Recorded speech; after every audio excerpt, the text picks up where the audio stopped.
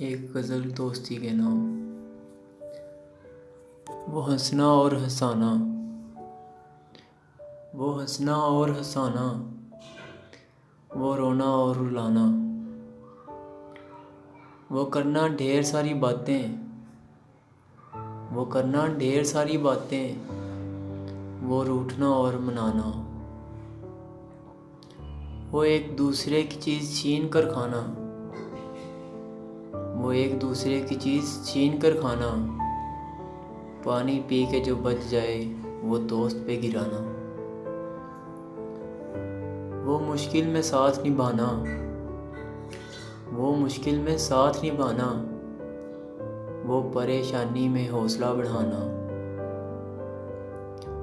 वो नकल उतारना और खुद ही मुस्कुराना, वो नकल उतारना और खुद ही मुस्कुराना, लिख लिख के करना बातें, लिख लिख के करना बातें, वो कोहनी मार के बुलाना, कभी रूठने पे सॉरी करना, कभी जिद पे अड़ जाना, कभी रूठने पे सॉरी करना, कभी जिद पे अड़ जाना, वो हर बार देना लास्ट वार्निंग और फिर से मान जाना, और फिर से मान जाना। बड़ा मुश्किल है यार तुम दोस्तों को भूल जाना,